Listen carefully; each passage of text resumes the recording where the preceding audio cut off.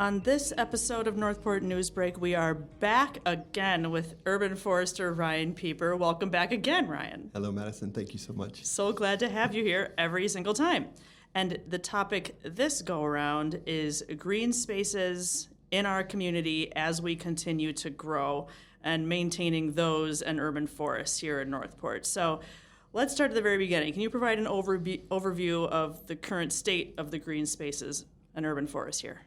Yes, I think that was one of the main objectives straight out of the gate for this division, is to kind of have an understanding of what canopy we do have a baseline of how to evaluate as we move forward, whether we're losing canopy in areas that we can kind of hopefully pull the reins back on, or where areas are overly developed, can we add green spaces to that? So sure.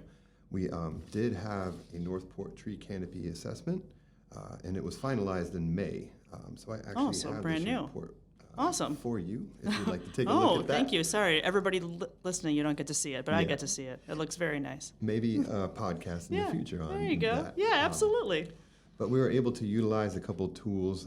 One of them is available through the U.S. Forest Service, and there's another software. It's called iTree, and it's where you kind of create little polygonal layers, and it will do a bird's eye view of the city and kind of evaluate exactly what kind of canopy we have.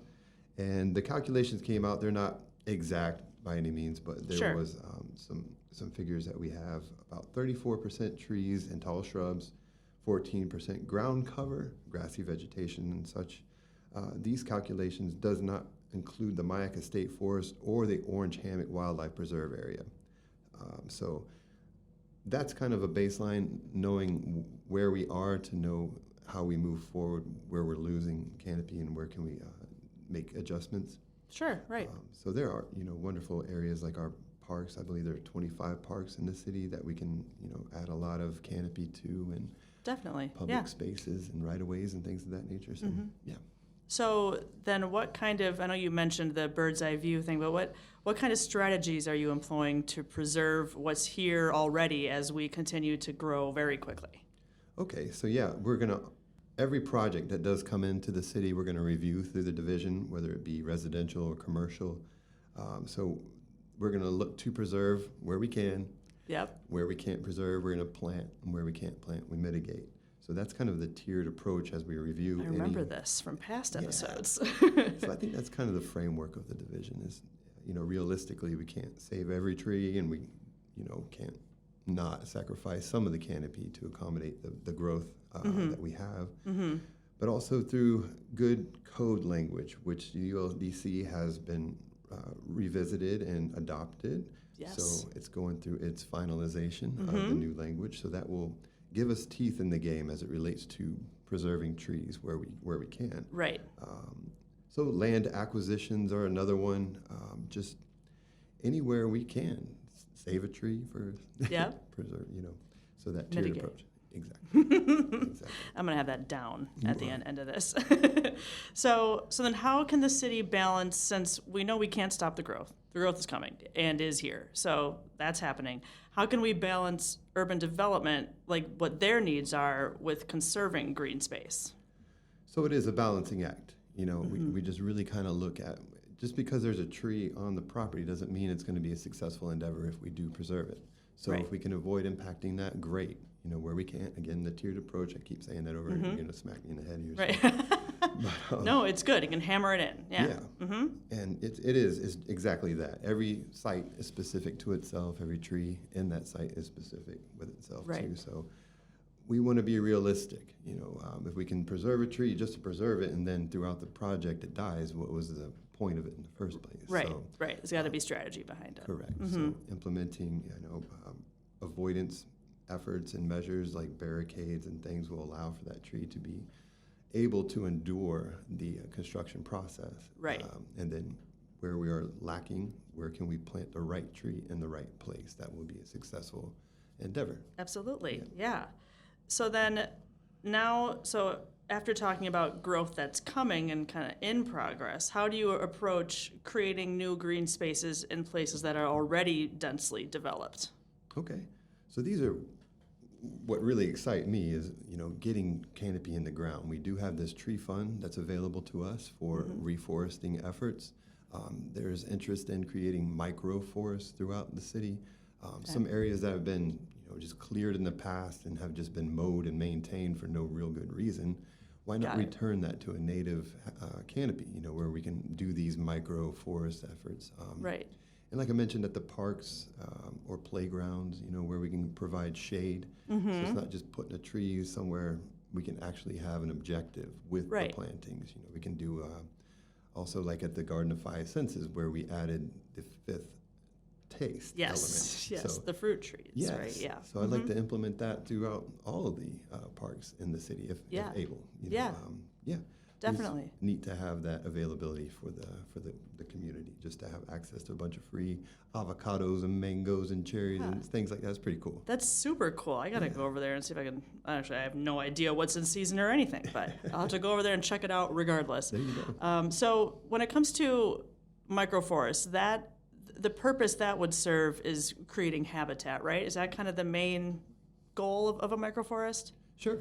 Yeah, that coupled with just returning it back to its native state, why not? I mean, we're just mowing it every other week, we're just kind of exhausting resources. It's just part of the routine for some reason. Yes. So we can, create habitat for our other residents, shelled, furry, feathered, whatever they are. Right. It is important for them too, yes. Absolutely. So what policies or regulations do you think are the most effective for protecting these urban forests during these periods of rapid growth? I know you mentioned the ULDC was just adopted, but tell me about the policies or regulations. Okay, so these policies and codes will give us the teeth that when we're looking at a black and white proposal, the momentum is always for the development to be as much as possible, and the momentum moves in such a fast pace that it collides with preservation somewhere at the end of that whole review process. So we're really trying to take that up into the forefront and figure out new, innovative ways to design around the natural resources that are here in the city of Northport. So we can do that with land acquisition, just buffering,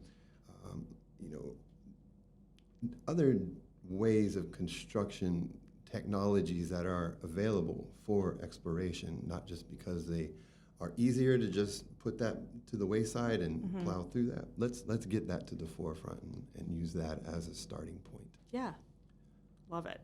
So now, are there any current or planned projects that are aimed at preserving or expanding these green spaces that you're particularly excited about, looking forward to? I know you're excited about all of it, Ryan. This is your thing. Is there anything in particular that you're excited about?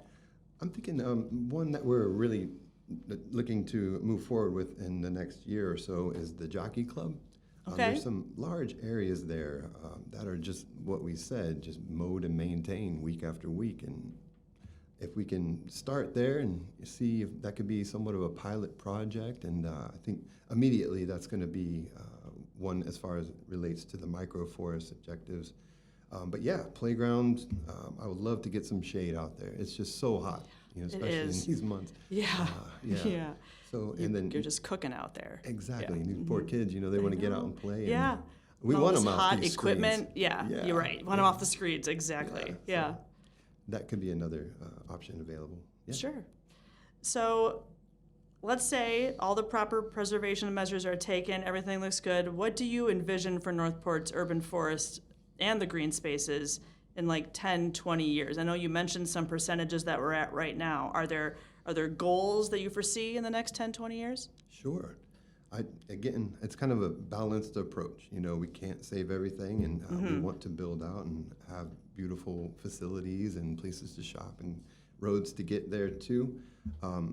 So if we can, from my perspective, anything we can do now will appreciate over time. It's one of the only things you can invest in now and appreciates. Right. So I'm really looking forward to that being an option with the city being as young as it is and the amount of development that we haven't gotten to yet, we have this division and it has some wonderful direction. We have some good code language that's going to support us. Right. Some really brilliant minds that are looking to achieve this balance. So Yeah. I'm excited to be a part of it. And I Yeah, really it's great appreciate timing Yeah. for this division and all these things to be adopted and changing as we are, in our teenage years, hitting our growth spurt right now. We're a young city, so it's exciting to see where it's going to go. So is there anything else that you wanted to add about this topic, or? I'm just looking forward to the opportunity. We're going to grow together, and the division itself is in its infancy. So Yeah, it's going to be really fun to expand our thoughts and our ideas and just see what we're planting seeds right now and watering them. We're going to I see am what loving grows all into. these puns and analogies that you're doing, right? I am loving it. I guess we will leave it there. Thank you so much, Ryan, for joining us again. Hopefully we'll talk soon about some other future endeavors in your division. But for now, we'll catch you guys on the next one.